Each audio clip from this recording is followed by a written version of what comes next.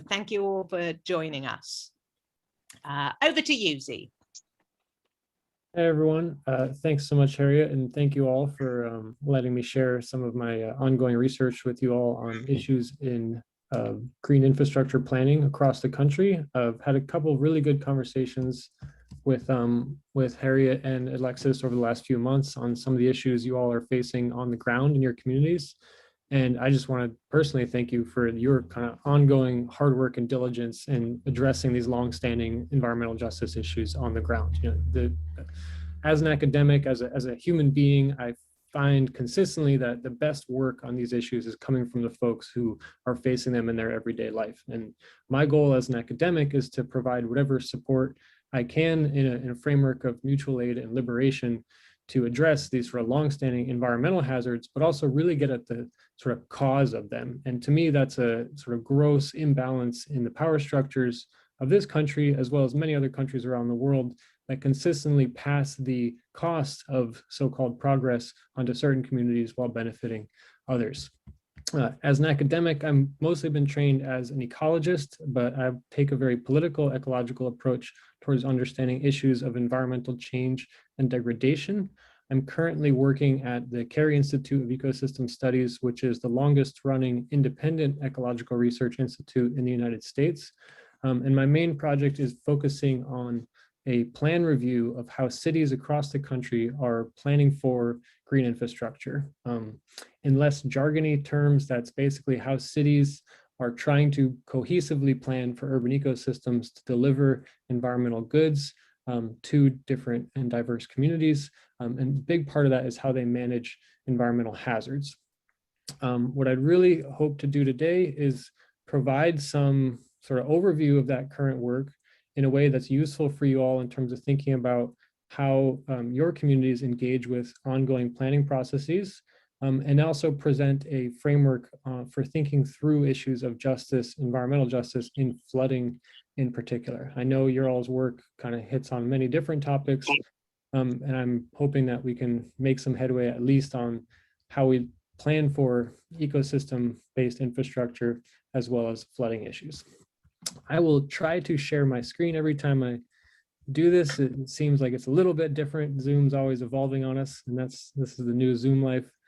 And also throughout this, at any time, I'll try to do my best to monitor the faces on the screen here in the chat. But if you have a burning question, please feel free to interject. As an academic, we get trained to talk too much often. So I'm really also hoping this is an opportunity to learn from you all on your thoughts and perspectives on these issues. I told Z that you are a talkative group, so feel free to jump in with your questions, comments, observations as we go.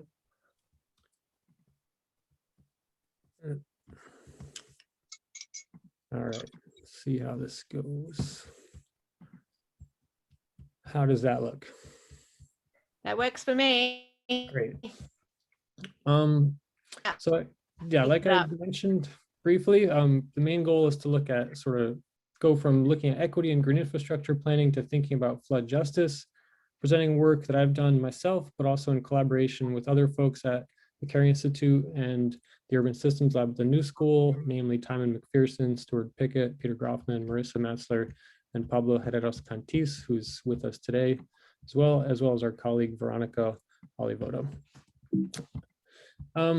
As I also briefly mentioned before, kind of very straightforward goals for today: present you some results from this ongoing plan review, share a little bit of thinking on why I think GI is important for thinking about flooding and aspects of environmental justice more broadly, and how I see plans starting to address those issues, but often failing to do so, and present and get feedback on a draft framework for thinking about flood justice to address, site level and sort of project level resistance to bad development, but also really inform the national policy framework that's now increasingly kind of taking up this issue of flood justice and environmental justice more broadly, and also ideally inform sort of local procedures and processes for thinking about how flooding impacts different communities.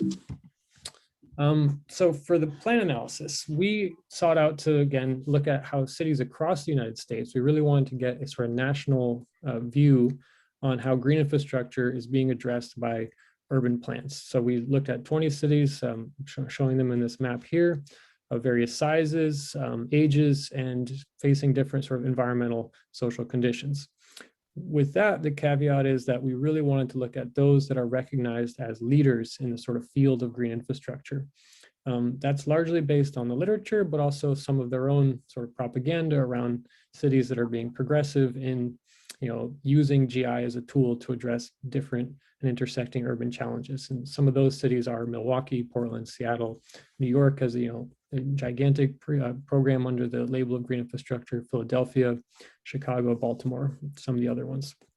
We really wanted to focus on current plans that were led or adopted by city agencies. So while I know, especially in your work, there's perhaps plans produced by NGOs, other nonprofits, or funded by foundations for communities, we wanted to see how formal procedures that are tied to city budgets are actually using this concept.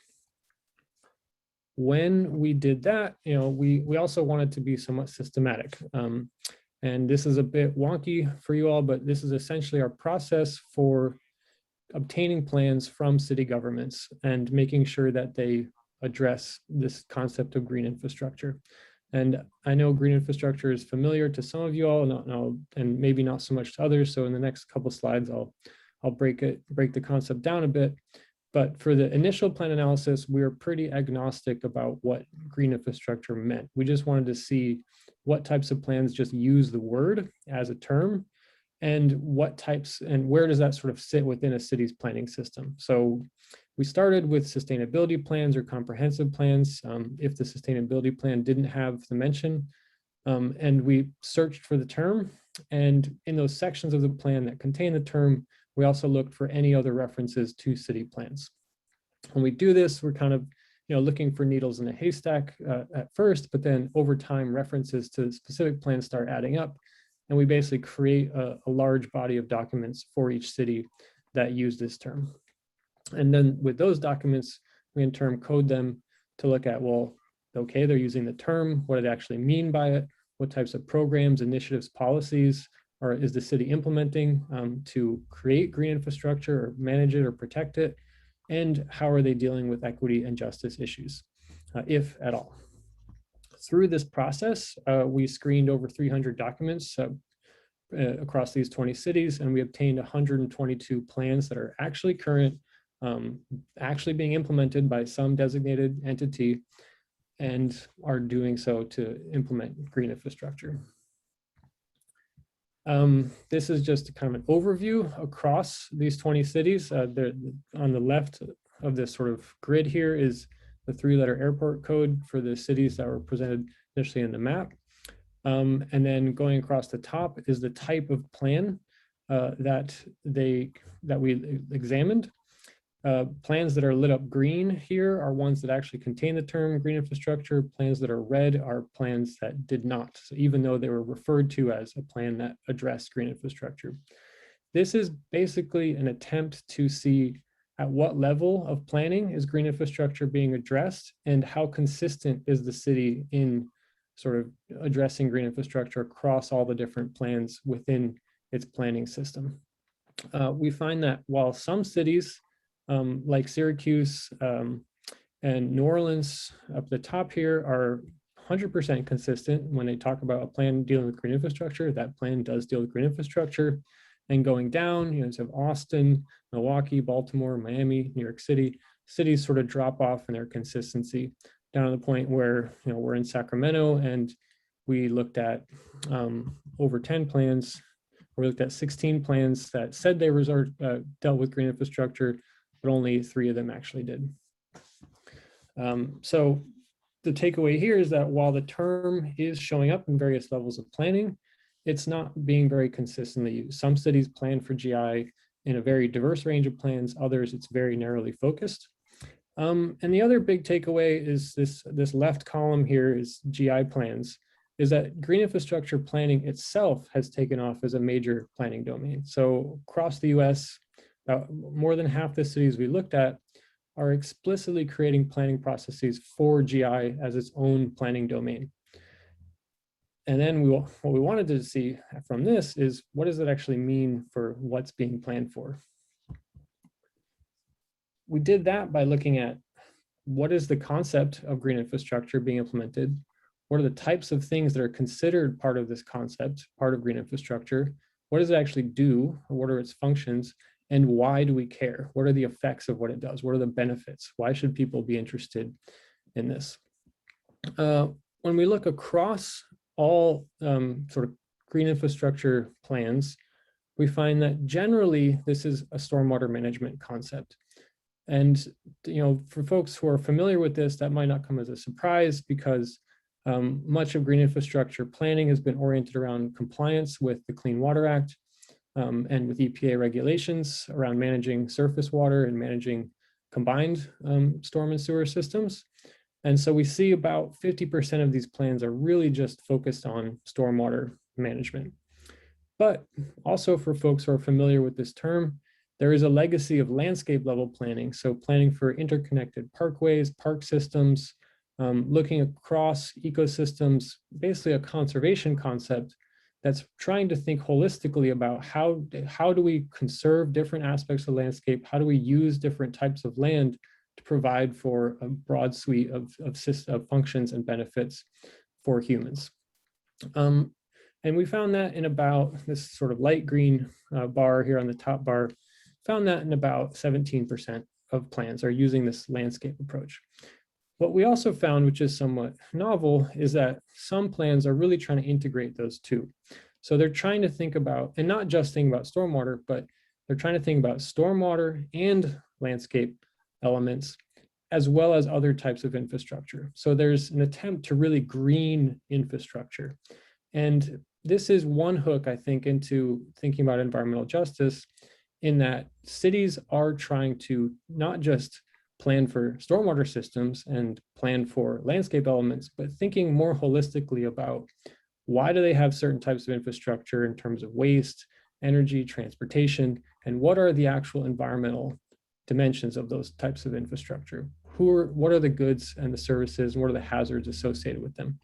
So I'm getting ahead of myself a little bit, but in terms of your all's work, that's why I think GI is worth thinking about, not just as a stormwater or a landscape conservation strategy, but as another tool to push for broader technological infrastructural transformations. And to me, that means when we look at what types of things are considered GI, we can look at existing plans in cities, and we see that for the most part, they are split between ecological elements in this landscape kind of concept, these hybrid facilities, which are going to be things like bioswales. I'll get into this a little bit more, but also there's a significant, small but significant chunk of just pure technologies that are considered part of green infrastructure systems. Likewise, when we look at their functions, most of the functions, what GI is doing, are considered in terms of environmental terms. So these are things like managing heat or flooding or just stormwater flows more generally. But there's a few social, and this is mostly related to like how they affect sort of urban design and the use of space. And a number of them are technological. And so this is where they're also integrated into infrastructure systems in terms of their effect on energy use, heating and cooling facilities, as well as transportation is a major one. In terms of what GI does, across plans, sort of we see it flip, where it's no longer about the environment, it's actually about providing benefits to society. And that's the majority of benefits that, and I have detailed breakdown of this in terms of specific categories. I know this is a little bit abstract. I'm happy to get into those if folks are interested. But the big takeaway is that the sort of ultimate rationale for green infrastructure planning is to provide a large array of benefits to society. Sure, these also accrue to ecosystems. There's an intent to improve habitat and improve environmental quality more generally, regardless if it benefits humans. And there is also benefits that accrue to technological systems, again, mostly in terms of their longevity, how they operate, and their efficiency and their effectiveness. This is all perhaps a bit too abstract without really defining green infrastructure, which I have a couple illustrative definitions for you all. The synthetic one that we've put out in the paper that's associated with this work is that we're really talking about a system of interconnected ecosystems, hybrid engineered elements, and environmentally conscious technologies providing contextual, social, environmental, and technological functions.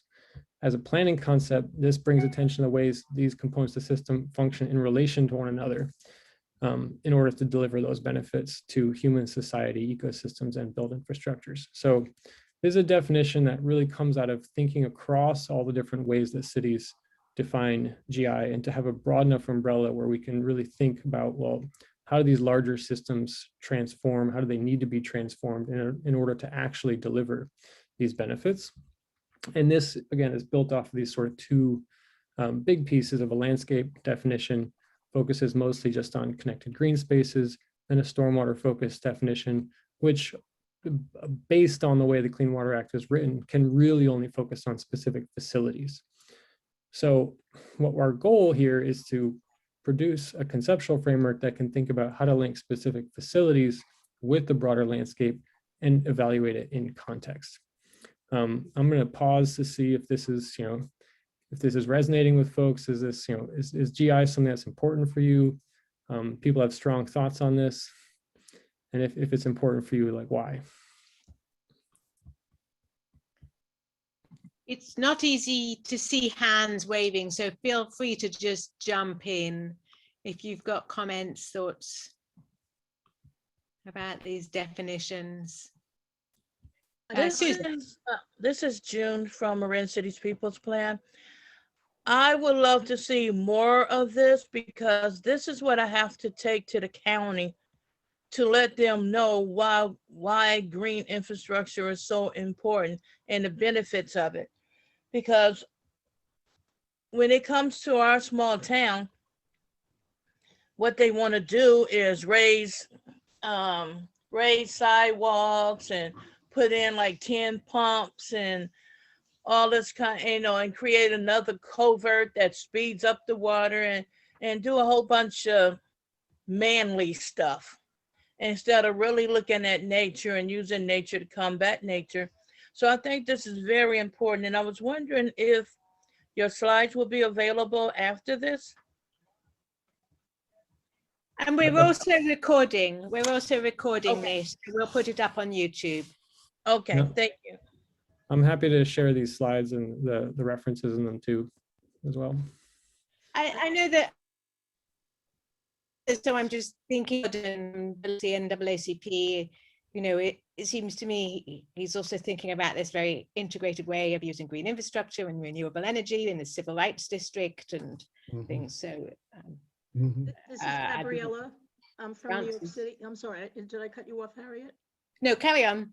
Okay, thank you. I'm from New York City, Staten Island, one of the boroughs. And we have 520 miles of shoreline. New York City likes to say they're the best, but they're not. They are destroying lots and lots of green infrastructure. I live in a community that's 60 to 70% people of color, Black and brown people. And nearby, there is another community that is elderly, disabled, and low income. It's a mobile home community.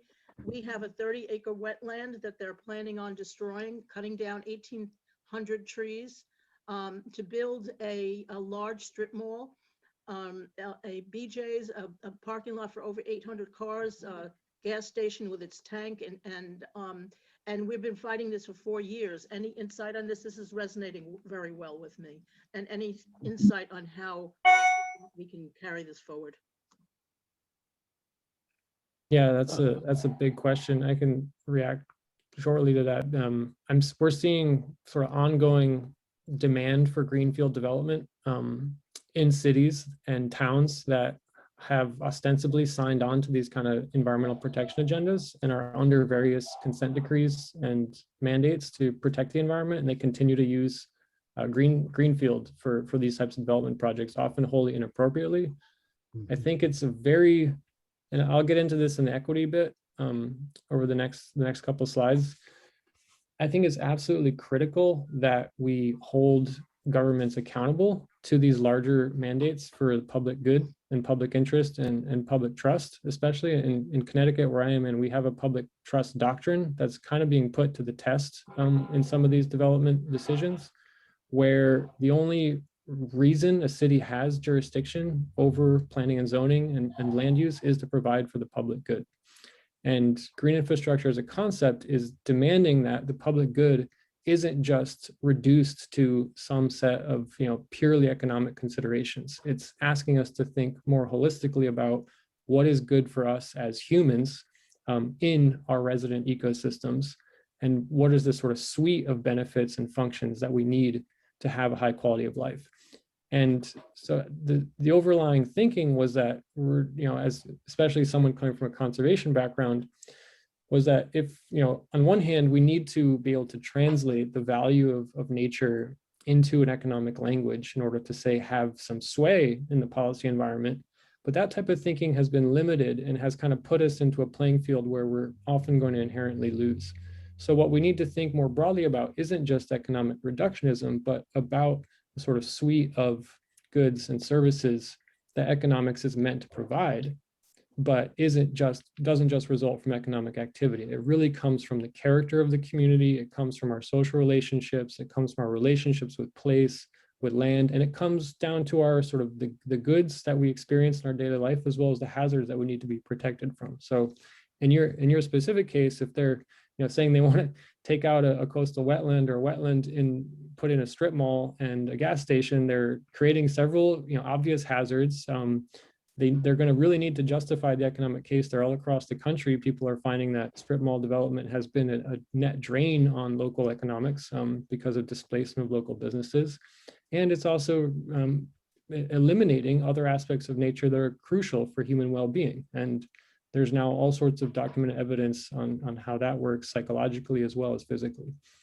So I could go on a rant against strip mall development, so I'll stop myself.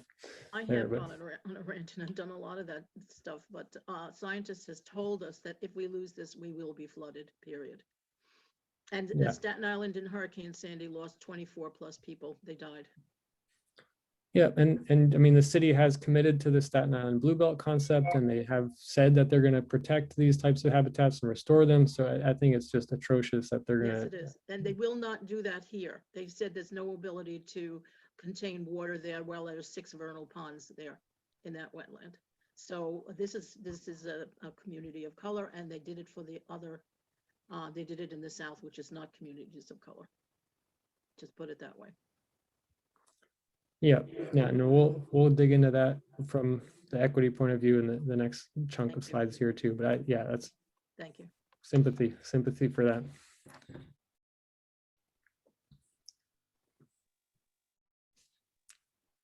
Susan, I think you wanted to say something, did you? I'm wondering how to meet these people in the middle, I guess is what I'm trying to say. I'm from DeSoto, Missouri. We flash flood and have lost lives from a tiny 2-foot high creek. And they added a 5th neighborhood on when they made a soccer park and cut down the top of a hill and put a giant, it's almost like a slip and slide. It's a walking park, but they have cut down all the trees around it. They want things good for our children. They want now to make a civic center and a swimming pool. And on the upper Joachim Creek, it just isn't going to work. How do we meet them in the middle? I mean, I keep studying this skateboard park that's got trees and bushes. It also acts as detention. How do we meet these people in the middle? Because they're not going to stop if they don't get what they want. They're going to get a civic park. They're going to get a swimming pool. They're going to do whatever they can and make another flood, a 6th neighborhood that floods. I mean, we can dig all of the flower beds and make all of the rain gardens, but they're going to do what they want. So how do we meet them in the middle? Yeah, that's also a big question. I'm not sure that, I mean, ultimately a lot of these conflicts do come down to sort of politics and who has power. And the desire for the public amenities you're talking about is strong and legitimate, but if that comes at the cost of somebody else losing their life and their property, that just seems unacceptable. So I'm going to hit on those things. Like, I have a moral framework for those things, but what I'm hearing from you and what I've seen around the country is that the morals only take us so far, right? So we can be on the moral high ground, but doesn't mean we're in the literal high ground. And I'll hit on that in the flood justice framework a bit more, but I do think that comes down to some good old-fashioned political organizing, and really we need to transform the decision-making around these things. So, you can't just benefit one community at the cost of another. That should be politically unacceptable. Yeah. And I would like, I'm sorry. no, sorry, please go ahead. I was just going to say that I think, again, GI, I think, provides a way of thinking about the costs of certain types of things for other communities, but it's going to be a continuous fight. And please go ahead. Yeah, I just wanted to comment on the GI, and I think that is a very important tool because a lot of times the city doesn't, well, I'm not sure if I really understand that, but the city has a way of doing their thing whenever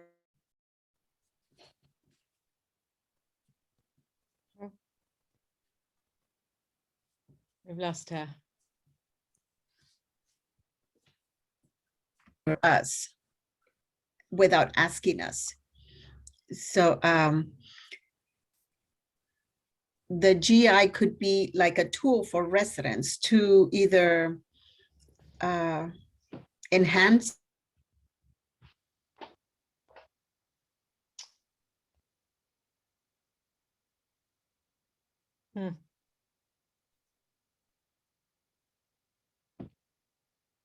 Might be having some connectivity Yeah, you issues. might need to continue. And Francis, you're getting cut off.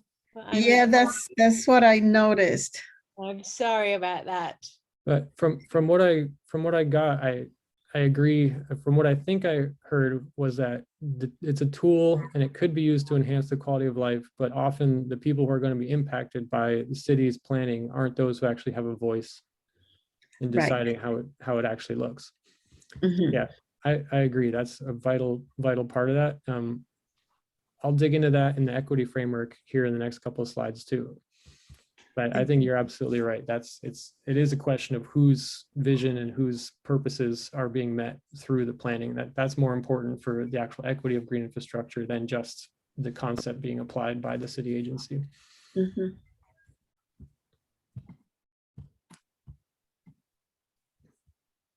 Anything else on definitions and stuff, or can we? Yeah, go on. Yeah. Cool. So we already kind of hit this. I just wanted to provide a quick visual on sort of what I was talking about in terms of the technologies, hybrid elements versus the ecological elements.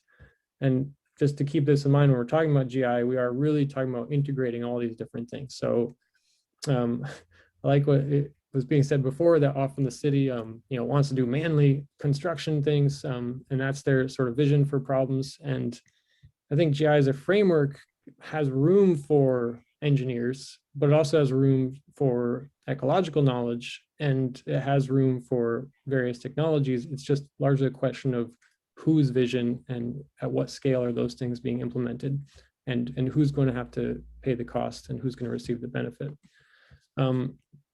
The other key thing I want to keep in mind when we're talking about GI is that not only are these features operating across the sort of continuum of purely ecological, like where ecosystems and organisms themselves are self-assembling, the wetland, marsh, it has its own logic. It doesn't require humans to self-assemble. Sure, humans can help it along in certain instances. They can also harm it. But in terms of the concept of GI and why we care, the way that we receive benefit from it really often depends upon built features, and it depends on, you know, people interacting with it in a particular way. And so just like there's a continuum of ecological to technological elements, there's sort of a continuum of like social to ecological interactions that determine why it's valuable. And I don't want to, you know, I want to leave space for the ecological side on this. And I think there's an important conversation to be had around like, what is ecological justice? But I also want to focus in on this idea of social relationships where, you know, ultimately the value of green infrastructure isn't just that it's there. It's the value is based on who is actually relating with it and who gets to interact with it. And are you saying that the soccer pitch is also green infrastructure? So this is an example from New York's plan, yeah, where they see this is their sort of text down here in gray at the bottom, where their New York City stormwater master plan, where they're seeing these sort of artificial turf fields and the other turf here in the splash park. This is their example of green infrastructure. And so for the city, this counts. I mean, you have some tree wells and some infiltration, but the reason they put this out there, and this was kind of a sub-finding, is that stormwater-oriented green infrastructure plans have many fewer things considered GI. They don't really rely on ecological elements as much. They're really focused on hybrid facilities and technology. But when they talk about the benefits, they have this huge range of social benefits. And the only way that makes sense to me, aside from thinking that they're just greenwashing their stormwater management programs, is that they are really focused in on how all these different facilities provide these types of social functions. And so they're really trying to integrate, you know, recreational facilities with stormwater management technologies. And to me, the question then becomes, well, okay, how do you do that? You know, who's jumping ahead, who's actually going to use that facility, and is it going to be negatively impacted by also being a stormwater management facility? Or like someone else was talking about, you know, the skate park providing some detention. Like, can we meaningfully integrate these spaces? But and so the functions and the relationships are just there contextual. I'll skip ahead on this because I already kind of talked about it, but I'll just briefly mention that, again, when we're talking about GI, we really are talking about how these different things are integrated into one another. There's a tendency to just kind of split all these different things up and split consideration of the environment up into many different domains. And I see this in the fields that I'm working in, like urban ecology. A lot of the time it wants to talk about the distribution of environmental goods, but it doesn't want to really meaningfully link with like traditional environmental justice research that looks at the distribution of hazards. And it thinks that it can meaningfully affect the distribution of hazards, say air pollution or, you know, industrial pollution from a variety of sources through just planting trees. And we've seen that that's very spurious, and that's not only causally dubious, but it's likely to be, you know, not just unsuccessful at solving the problem that it seeks to solve, but it can also have many other negative impacts on communities by saying that it'll just add green amenities to solve a hazard that comes from somewhere else. So I think what we're sort of the main message for me coming out of this is we need to think about these functions and benefits contextually and in terms of how these different systems interact with one another. And to just kind of wrap this up a little bit, I think the emergent logic that we're seeing in cities, and this isn't necessarily just a critique, this is a description of what we're seeing, is that there's a turn towards nature as a form of infrastructure as in response to the stresses of built development, as well as climate change. And they really are seeking to maintain and enhance the quality of life for urban residents. I don't think this is all that new. I think there's lots of, you know, legacies of planning that try to do similar things, from the City Beautiful movement to the sanitary city to, you know, Olmsted level parks planning. There's been lots of attempts to make cities more attractive places to live. But as many of you probably already know, that hasn't necessarily turned out equitably.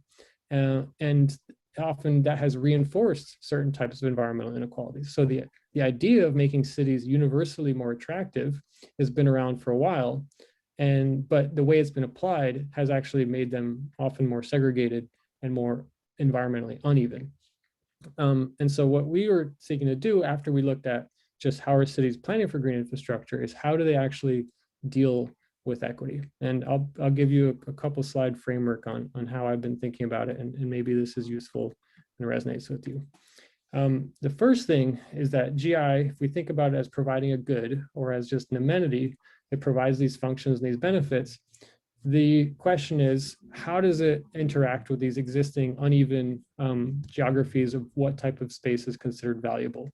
And there's been, a wealth of literature on how housing markets have been structured by racist, classist ideas, ideologies, how those have been sort of embedded within the markets for housing, embedded within national, local policy. And that's all been very well studied by critical social theory, critical urban theory.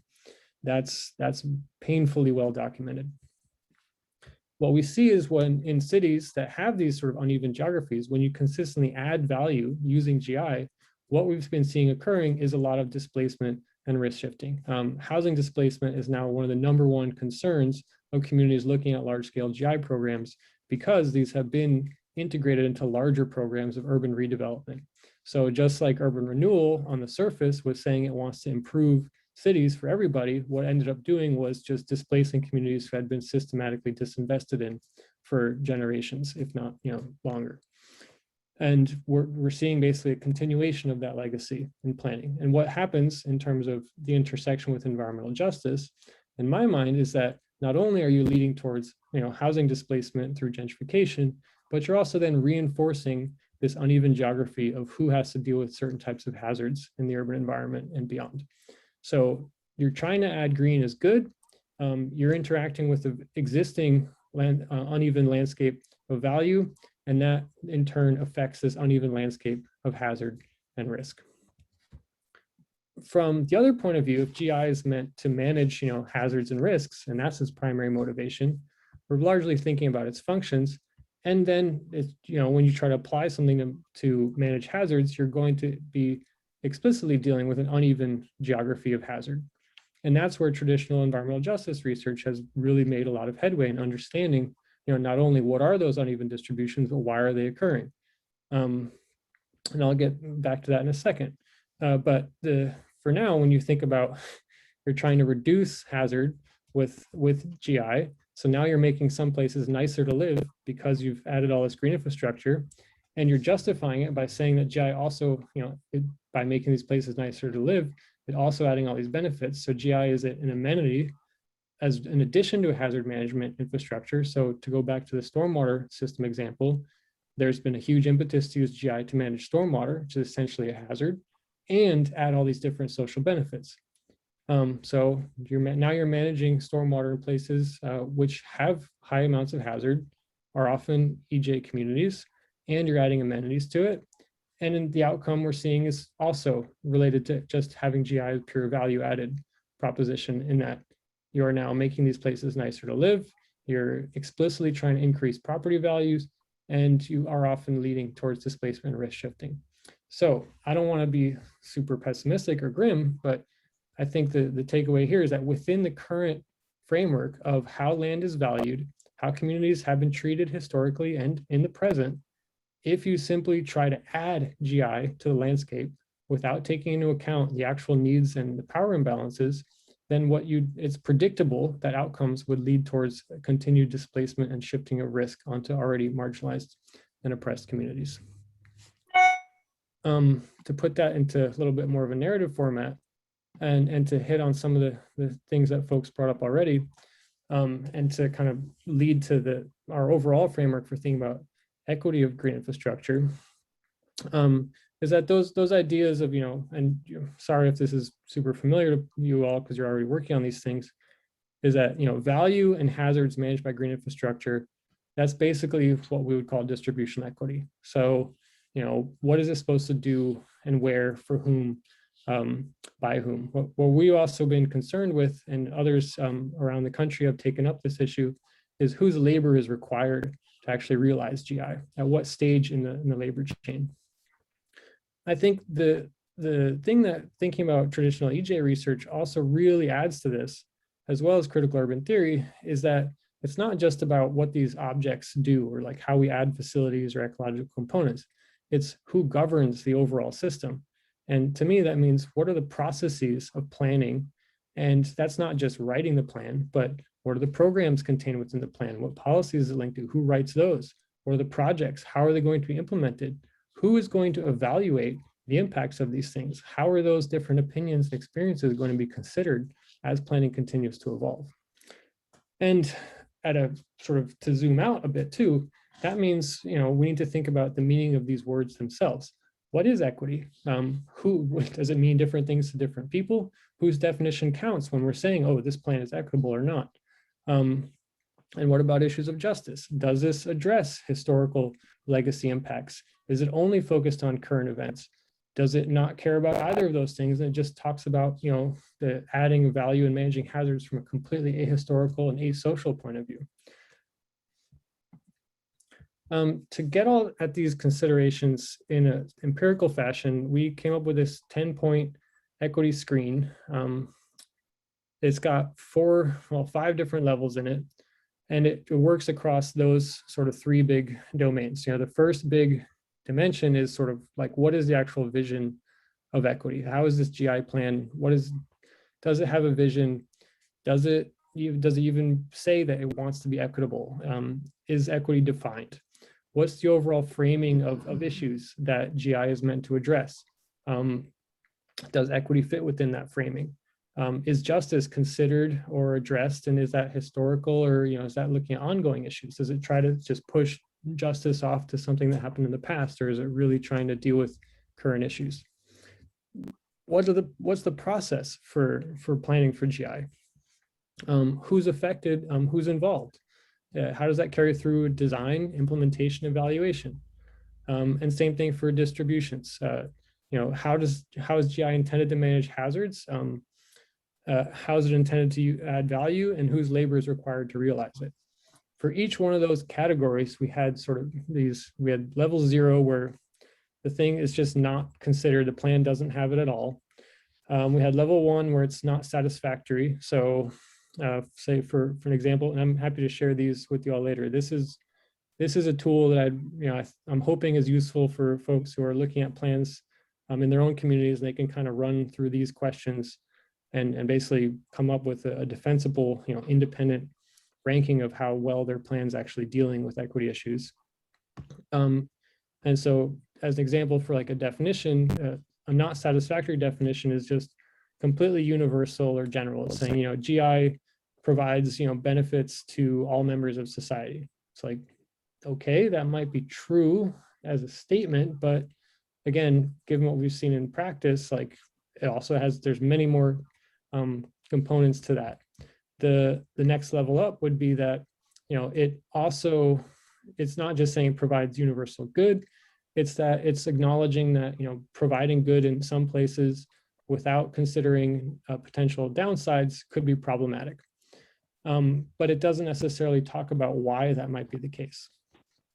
The level 3 would be that the equity is seen as a core principle of the plan, and it addresses the sort of legacy impacts, the causal processes by which the current situation is so inequitable, what the intended outcomes actually are, as well as the processes that are going to be used to get there.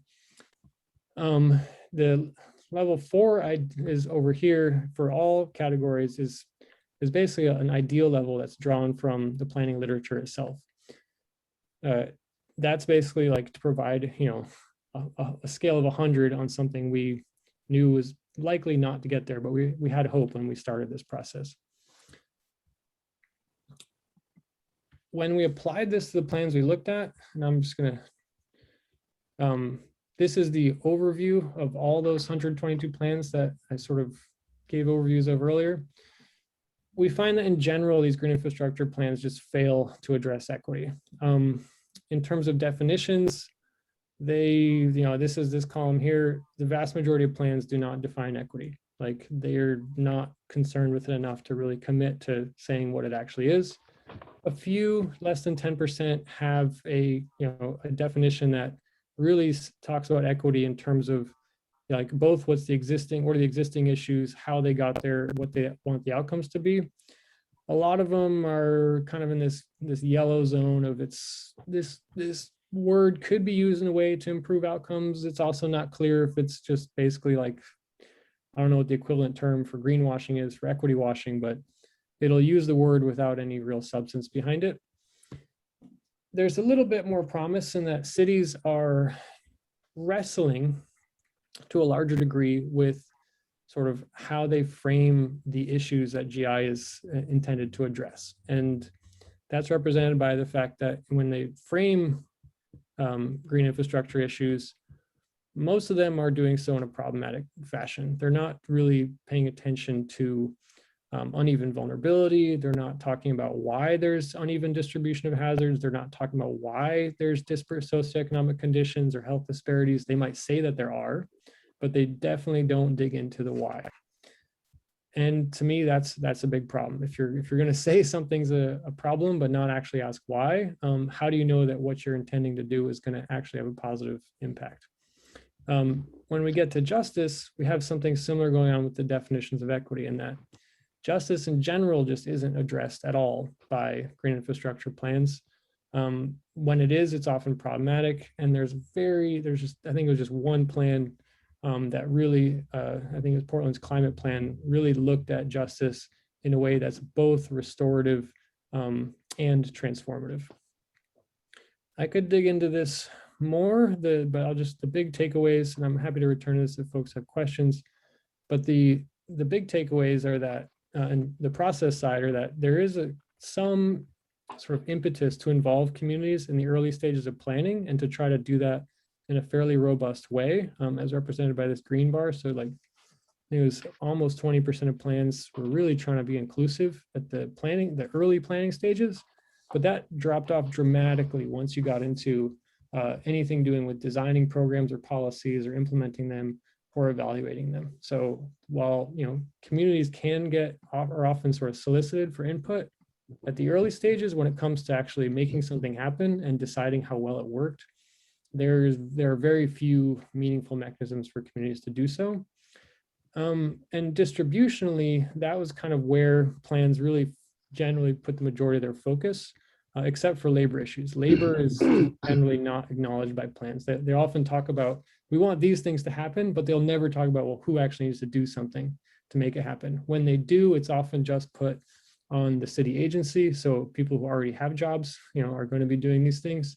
And problematically, with regards to green infrastructure, there is a lot of explicit passing the buck for maintenance onto the affected communities. So, and to me, this is particularly problematic when you think about how communities are not involved in design, implementation, or evaluation, but then are expected to be the ones who provide the stewardship and the maintenance for these facilities that are designed and implemented by others.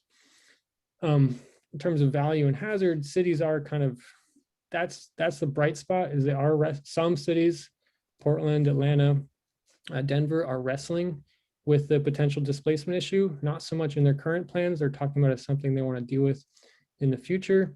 And they, especially climate plans, kind of grapple with this fact that people have uneven vulnerability to hazards. So there's a differential, there's a distribution of the hazard that affects communities differently, but then also different communities are affected by the same hazards, different levels. And so some cities are starting to do that, but that concept is not very widespread. I provide a little more resolution on that at the plan type level. These failures are pretty common across all plan types. Some of them do a little bit better. Comprehensive plans, open space plans, climate plans, mainly Portland's climate plan kind of was a pretty nice model for at least talking about some of these issues. Again, it failed pretty much in the procedural categories, but it had a nice intention behind it. The other bright spot, and this it goes back to why I think GI is an important concept, is that while GI plans are in general, they have a lot of caution needed with how they're currently addressing equity issues, they appear to be more open and sensitive to equity concerns than other types of plans, especially these CSO long-term control plans. and MS4 like TMDL planning. Like so, and that's important because a lot of GI specific plans are really just compliance-based plans. They're not really like these sort of integrative concept I was talking about. They are essentially a way for a city to say, well, we have these obligations for CSO control or for MS4 permitting, and we're going to use GI to get there. We need to create a GI plan. When they create a GI plan as part of their compliance, they appear to be much more considerate of these social dimensions than those purely than the sort of traditional stormwater planning and storm and sewer planning processes. So I'm hoping we're starting to see sort of a change in how agencies are dealing with this. I think there's initiatives across these cities that are even have more reason to hope. Because when we look across cities, we find that some cities appear to be doing a lot better, like Denver, Portland, Baltimore, Miami, Milwaukee. There's some high scoring plans across them. The issue is that in none of them is this consistent. So just being in the right city doesn't mean that all your plans deal with equity well. There might be one or two plans, and it sort of brings up this question like, well, which ones of these actually have teeth? You know, are they just going to have a nice public engagement process around say a sustainability plan, even though there's not going to be any way to actually enforce what's in there, or there's not going to be any way to actually implement it? So that's sort of the next level of analysis we want to get into, is like, what's actually going to result? What has already resulted, given that many of these plans, they're still current, but they've been around for 8-10 years. We want to see, well, does the language in them match what's actually happening? And now, so I can I wrote in a pause for myself so I can take a breath and see if this resonates with you all in terms of how you've experienced dealing with planning. Yes, I have a question or a thought, maybe more of a thought. From what you're saying, right now, the history, at least the short history of GEI has shown that if it's in the hands of city agencies, or maybe even county or state agencies, they implement GEI, but not in the purely positive method. They use it as maybe just a tactic, or just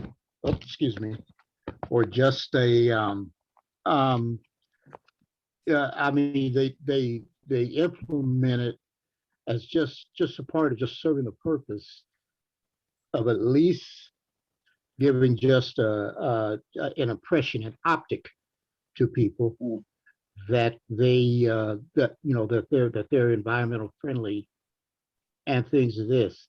I think what your suggestion is that the future GI programs and projects, particularly in major cities, should maybe be more community based than city agency based. Am I in the ballpark? Yeah, I think that's a huge part of it. I think there's a kind of a marriage that needs to occur between city agency budgets and their kind of regulatory power and the actual needs of communities. So I think what we have right now is the model is the agency is making all the main decisions, is doing all the design work, is in charge of implementing, and is the only one that really evaluates success. And I think we need to flip that, and we need to have the communities be the one that are really being compensated to think about, well, what type of GI do we need? Where does it need to go? Who's going to provide the right designs? And how do we know if this is actually working for us? And then the agency is there to support that process. But I think that's why it's always important for communities that are going to be generally impacted by the changes be at the table at the beginnings rather than at the end, to help drive that, because many times municipalities do go back to sleep after all the media is gone and everything is basically shut down. They go back to the norm, and dollars that were basically earmarked to improve certain moderate to low income people of color areas go into certain coffers that has nothing to do with the project which they were intended. So we've experienced that throughout Texas. This is one of the reasons why we are still living in the marshland areas here in 2021. And this is why we're still dealing with the chronic pollution problems that we have. There's been thousands of programs put on the table, but there's been little enforcement, if any, for them to do the right thing with the monies that has been allocated from a federal or state level. So I think with this Biden administration, there's been a shift in the paradigm, and now they are really stressing dealing with people and communities and issues when it comes to the environment and flooding from the bottom up instead of the top down. And we applaud this administration for that effort. Yeah. This your presentation actually has me both excited and I guess nervous. I realized just how timely it is. I mean, so Hilton and Cedar and Gordon and Biloxi NAACP and Susan Liley and DeSoto, Missouri, and Rebecca, lead agency in Miami, Oklahoma, are all examples of communities where we're starting to work and we're putting together, you know, US Army Corps of Engineers, green infrastructure planning experts, outside scientists to help pull together plans with the goal of the community to be the ones who are actually drafting the FEMA brick funds. By the way, we have a workshop for everyone on that, I think in May, and the community development block. So they'll be writing they can't submit it, but they could be writing the federal funding applications. But you know, I hadn't thought about the whole importance of enshrining all of that, you know, in equity. I mean, ensuring that we are so deliberate about it and so conscious of it. I'm not sure if you have Gordon or you have Hilton, as we've been, or Susan, as we've been having these meetings. We need to be so careful and do this so right and lead the way on Well, I'll just like to add, you know, that for 2 years I served on the NEJAC to EPA, the National Environmental Justice Advisory Council to EPA.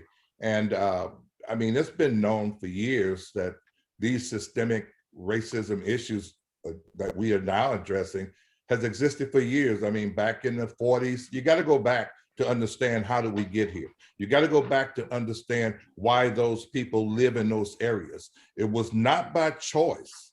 We were put there during the Jim Crow era. Many generations later, myself included, I own land in that area. You know, our grandparents, grandfathers had very little to leave us, but yet what they did leave us was those low-lying areas.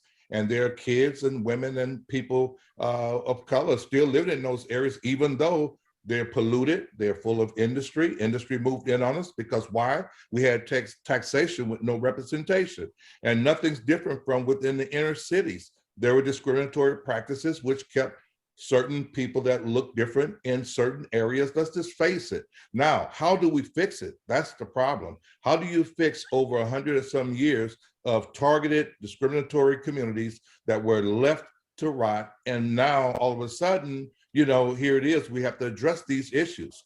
The forefathers who created this mess knew this would come eventually. So, but we have to work together to get out of it. I mean, the Mississippi Delta, Black people forced to live in those marshy, mosquito-ridden areas there, where others were able to live wherever they want. Anytime you came across a track, the police would push you back on the other side of the track. I've heard countless stories from my grandfather and elders about how, you know, when they tried to go into certain communities, how they were basically treated. Many were killed. So let's face it, now that we know this is the truth, how do we right the wrongs from what happened and get people out of those undesirable places that where nobody wants to live, and get us into the more desirable communities where there's lakes, creeks, forests, and hiking trails? Well, also too, if I can add to that, Hilton, because you're so wonderful.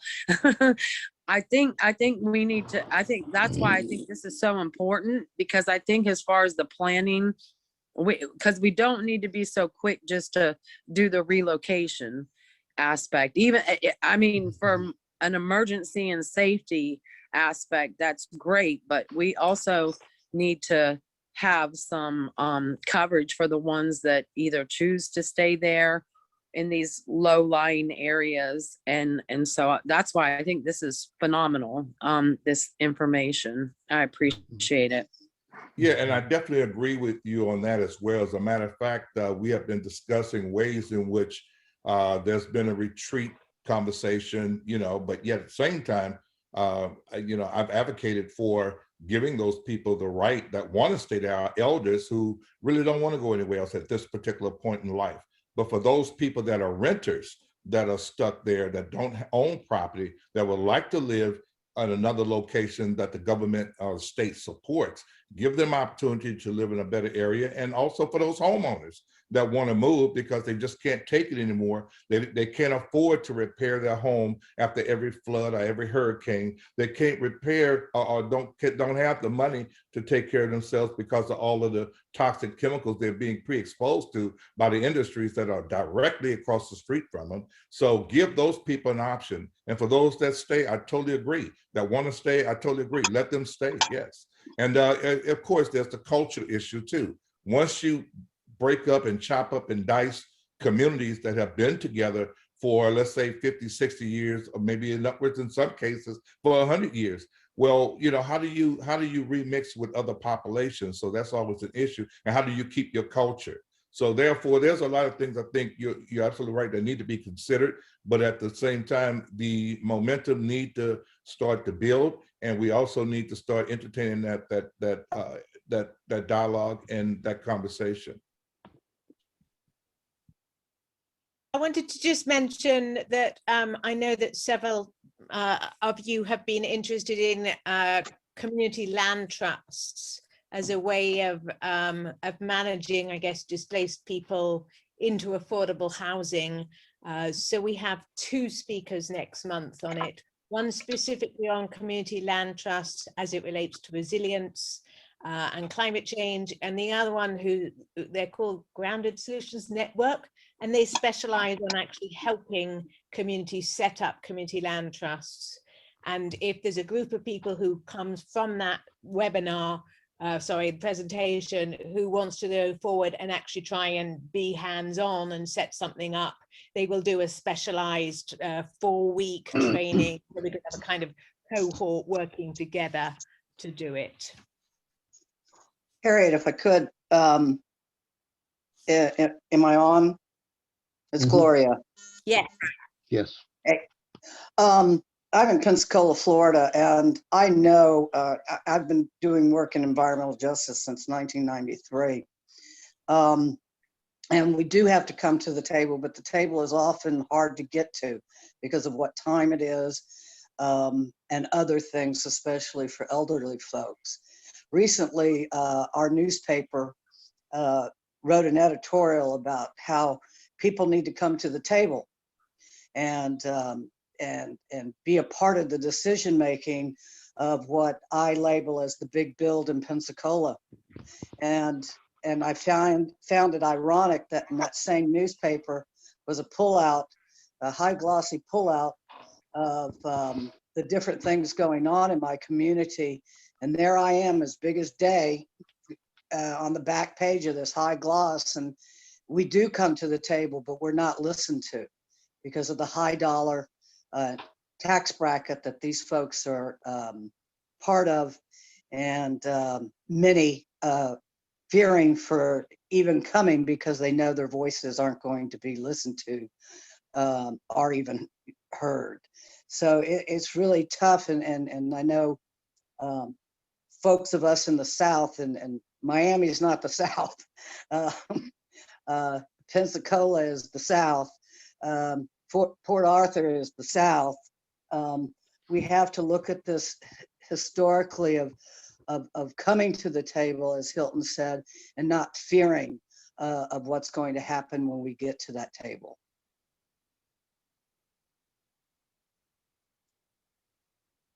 I'm just going to post the link to Gloria in the city meeting, giving them what it's really, you need a little bit of yes, woman. You need to watch the video.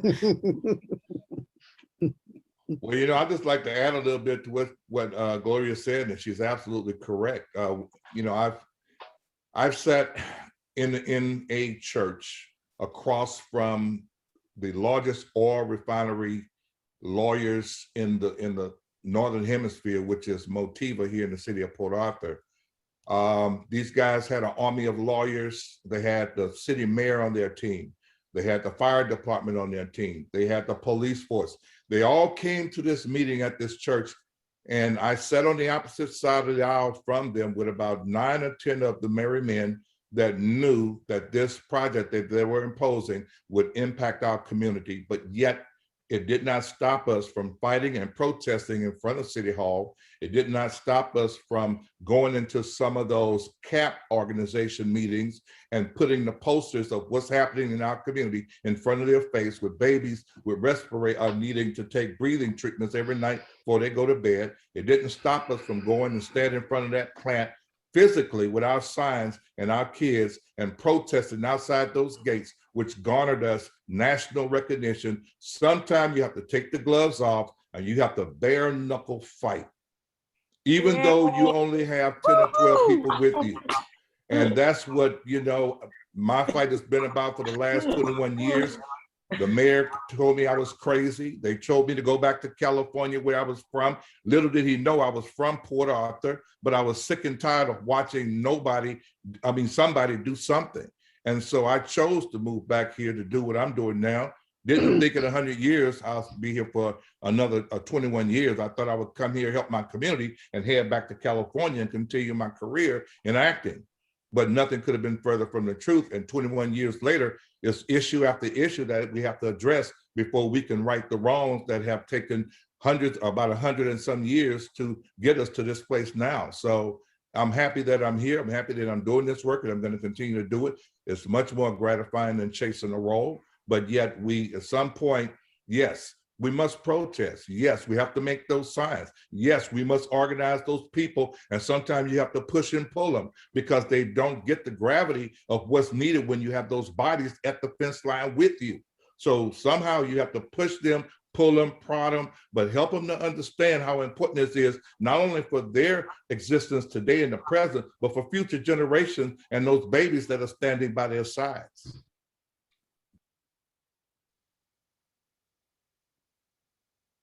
Well I said. agree. Well Yeah, I said. agree 100%. I think what I'm getting at with this is that people have been protesting, people have been fighting, people keep fighting, and they need to keep fighting. But if city government, if town government, if the national government that's supposed to be serving your interests is gonna make it impossible for that input, that your opinion, your experience to count in a formal sense, like if the decisions aren't going to be any different, no matter how many protests we have, then something needs to change. And so I think that's what we're getting at. We need to, these systems of decision making need to transform. And yeah, I mean, the table, that's people, yeah, people can knock on the door, people can go to the table, but if that table doesn't have any impact on anything, and what we're finding is that in cities right now, there's been a shift towards getting people to the table, but then they don't, the table is like, all right, that contributes to writing something down, but then there's no process for, say something goes wrong, or say the decision isn't actually having the outcome that was intended. There are very few, if any, mechanisms to actually adjust decision-making down the line. And so it's called using your vote. It's called getting them out of office. It's called knocking on their doors and letting them know that their district is suffering and they are going to be voted out if they don't adhere to what the people want. At some point, I mean, look at the civil rights struggle. We could have gave up. The laws were against us 100%. They were written that certain things you could not do. You could not drink out of certain fountains, but we never gave up. Yes, people lost their lives. We know this. Yes, people were beat. Yes, people had dogs sick on them. I was 8 years old when Dr. King was shot. I was alive when Malcolm X was killed. I was alive when Medgar Evers was killed. But yet this is, I mean, you could live on your knees if you want, or you could fight and stand up like a man and continue to fight until the last man, but yet I would not live on my knees. So therefore, there is a way, and it's called using that vote, and continue until you get the right people in office that understand that what's happening is wrong and it must change. Losing is not an option. Amen. Good trouble is right, Susan. And we also have to think nationally. Look what Georgia has just done on voting rights. It's criminal. You know, you can buy a gun in one day, but it takes weeks to get a voter card. So we have to look at it that way as well, of who's being allowed to vote and when they can vote, et cetera. We're in some of the toughest times in America that we've been in a long time, I believe. Yeah, and that intimidation factor is always going to be there. And nowhere was it more prevalent than in Georgia when the Trump administration was in office, slowing down the mailing process, trying to get rid of the mail sorting machines. I mean, we went through it, and not to mention, he called out a few of the Proud Boys and everybody else to go stand at the voting polls and intimidate people with their guns. And we still win. It angers me, but we've been in hell on earth for a lot of years. And I would hope that for my generation, it would have been better. And, you know, I got a lot of young people used to tell me, they say, Hilton, well, that was back in the old days. I say, little do you guys know, it's just under the surface. And then with Trump in office, hatred, discriminatory practices, let's bring back the good old day rhetoric. Let's make America great again. Great again for whom? For whom? And I'm not saying that anybody should have to suffer the way African Americans have or other people of color. I'm saying we all should have an equal shot at a fair place to live, a decent place to live, a decent investment into our communities instead of disenfranchisement and regentrification. This is what's been going on, and we all know it. But yet it's been going on legally. So how do we get rid of those loopholes that continue to perpetuate these same type of racist ideals and discriminatory practices when it comes to housing, where you can live, where you can work, whether or not you could be a corporate head leader? Let's bust it open and let's be fair about it if we're truly going to go on the premise of what Dr. Martin Luther King once said. You don't judge a people by the color of their skin. You judge them by the character of their being. One of the things that I've realized in, I guess, as we sort of slowly expand Anthropocene Alliance, is just the huge number of grassroots groups like yourselves who are organizing, building capacity, getting networks and everything, and the extent to which they have, I guess, been kind of hidden and not totally well networked. But, you know, what an opportunity there is to start to sort of, you know, combine and bring them visibility and get them support that they need. Z, I'm just conscious of time. Did you have more slides to show? I have a few things, basically just this 5-point flood justice idea. Do you want would to just just also- comment on that, just because we've only got 9 minutes? Cool. We'll do that. But I would echo, I completely agree with what you all are saying. I think that my current mission is to think about and identify, well, how would this type of planning actually be democratic? How would it actually, you know, be led by the people that it's intended to benefit, or just broadly by those who it's going to impact? And so we're currently like finding, you know, there's easy democratic principles, but the harder part is finding places where they've actually been tried and implemented. So I think that's a big thing, is like, if we want to have a good Anthropocene, we need good governance for it. And yeah, just to, I guess, really, I'll just wrap up the plan review. I forgot I had this slide, but this hits some of the things we talked about too, in that it's going to be impossible to actually implement equity and justice in these types of plans if it's not clear what they actually mean. We're talking about, you know, EPA's has an environmental justice directive that has absolutely no binding aspects to it besides some consultation. That needs to, justice and equity there needs to carry through to like substantive, meaningful control by the communities to be impacted, not just that they were checked, that there was a box checked in the process. And to me, echoing things we already kind of said, is that this requires planning to be run by communities for communities, and the agencies basically can provide the resources and support to do that. And that includes compensation, childcare, making meetings convenient. All these things have been really well studied by the planning literature to actually make planning inclusive. but it needs to kind of go beyond just inclusive planning and include real mechanisms for having the labor of communities that in design, implementation, and evaluation be considered as well, not just on the plan creation side. And I think ultimately that, you know, things like green infrastructure are only going to be equitable within a larger transformative justice framework. And that we need to hit all these different things you all have been talking about in terms of the legacies of these problems, and really think about how to transform how agencies are run, how city government is run, in a way that allows for these legacies and current situations to be addressed. Because the current system of decision-making, I think, as has been brought up, has been designed to create the current level of inequality and maintain that level of inequality. So if we want to change the injustice and inequality in society, we need to change the system that produces it. What does that all mean for flooding? I know we're getting low on time here.